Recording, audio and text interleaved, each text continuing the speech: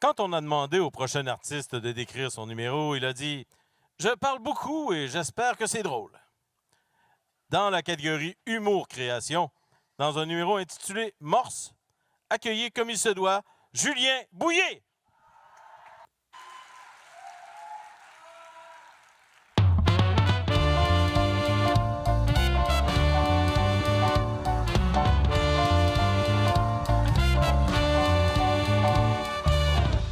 Bonjour tout le monde, est-ce que vous allez bien? Mais est-ce que vous êtes prêts à aller mieux?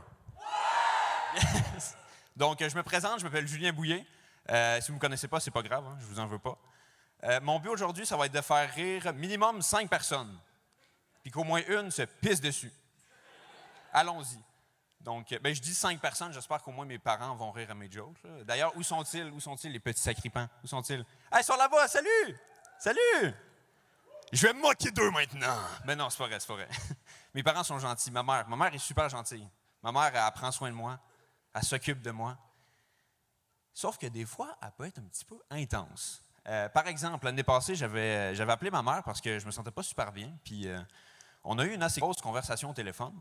Puis j'ai fini la conversation en disant « Maman, je t'aime. » Oh! Bon, OK, c'est correct. Faut savoir que dans ma famille, on ne dit pas « je t'aime » souvent. Bon, OK, je dis pas « je t'aime » souvent. Mais apparemment, je le dis tellement pas souvent que ma mère m'a rappelé 30 secondes après que j'ai raccroché en disant « Là, Julien, t'as pas des idées noires? » Ma mère pensait que mon « je t'aime » c'était mes dernières paroles. Mais moi, je pensais que des idées noires, c'était juste être triste en général. Fait que j'ai juste répondu « Ben, tu sais, des idées noires... je dois en avoir une quantité normale, là. » Ma mère panique, oui, effectivement, là, elle panique complètement. Elle commence à me poser des questions comme « OK, là, Julien, t'es où? Qu'est-ce que tu fais en ce moment? » Puis moi, je comprends toujours pas. Là, j'étais à mon appart, là, j'étais à veille de manger une clémentine. « Julien, éloigne-toi de la clémentine, tu pourrais te couper avec! » Coudonc, qu'est-ce qui se passe, là? C'est-tu papa dehors? Pourquoi il court vers moi avec un extincteur? J'y ai pas trop expliqué ce qui se passait. Bon, vous comprenez le concept. Mais ça m'a fait chaud au cœur de voir mes parents paniquer de même. Ça m'a fait un petit peu moins chaud au cœur de voir mon père me menacer avec un extincteur en criant « Julien, lâche la grume! Lâche la grume, tes parents t'aiment, Julien! »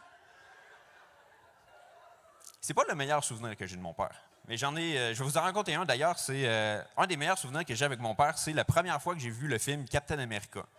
Donc, pour vous mettre en contexte, je revenais d'un party de famille tout seul avec mon père parce que pendant toute la soirée, j'avais vraiment eu mal au ventre et à un moment donné, j'étais allé aux toilettes et je me suis assis sur la bolle et pour vous épargner les détails, disons que le mal s'est déversé assez agressivement dans la toilette.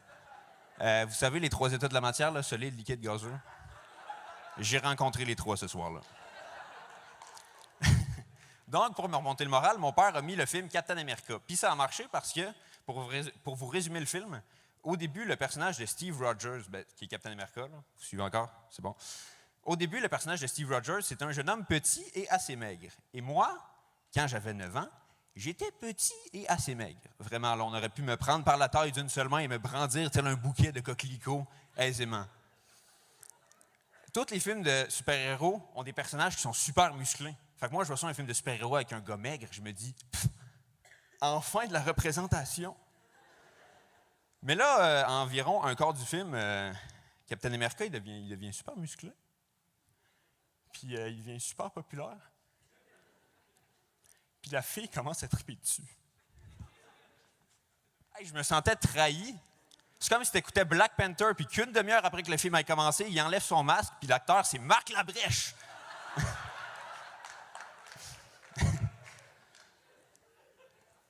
Hey, j'ai 9 ans, je suis malade, faut que je fasse attention de ne pas péter, sinon c'est les chutes Niagara dans mes bobettes. Puis on vient dégrainer mes rêves devant mes yeux. Fait que j'y ai dit, va donc faire ce que j'ai fait dans la toilette, voilà de ça 2 heures. Va chier, Captain America. Donc là, à ce moment-là, moi, j'ai décidé que je voulais être musclé dans la vie. Donc, j'ai commencé à faire un petit peu de sport et en secondaire 4, j'ai réussi à rejoindre l'équipe de natation de mon école.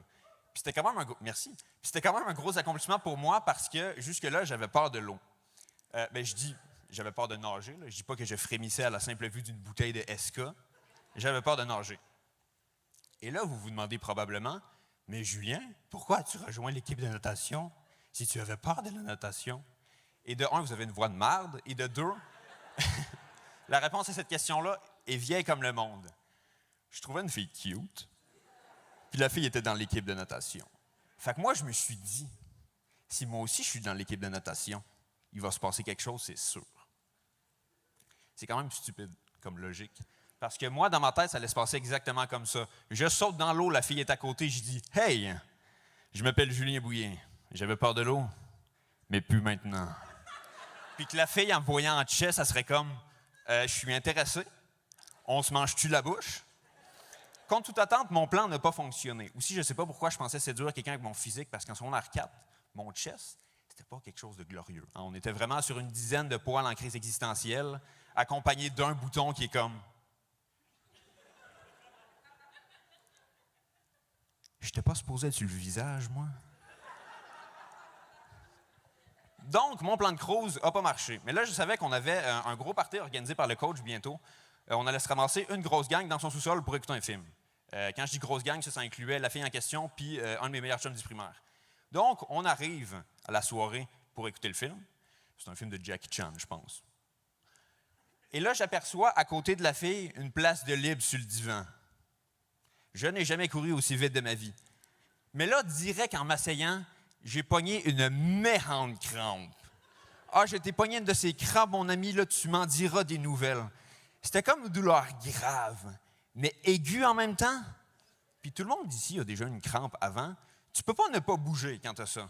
Fait que là, il y a le film, puis je suis juste en train de gigoter doucement jusqu'à ce que la fille commence à se poser des questions, tu sais. Julien, pourquoi tu gigotes de même? Et moi, de répondre avec confiance. Ah, excuse-moi. J'ai un démon dans la cuisse? Fait que là, le coach, il s'en vient parce qu'il voit que je vais clairement pas bien. Puis j'explique la situation, puis il montre une position que je peux faire pour m'étirer le muscle qui me fait mal. Je vais donc vous montrer cette position.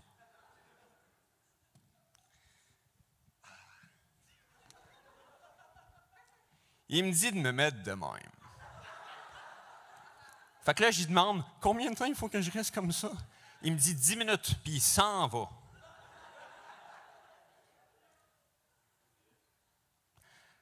Je ne veux dire qu'un seul commentaire. Si ça, c'était une pose de yoga, puis je devais y donner un nom, ce serait le morse charmeur. Hey, 10 minutes quand même, à rester de même en avant du divan. J'ai eu le temps de réfléchir en 10 minutes, de me poser des questions importantes et profondes comme quels sont les événements qui m'ont amené jusqu'ici? Pourquoi j'existe? Comment ça se fait qu'ils se sont rendus à saison 9 de La Voix? Charles Lafortune n'est pas tanné. Fait que là, je tasse ma tête pour voir ce que la fille pense de tout ça. Puis je vois que mon meilleur chum vient juste de me voler la place à côté.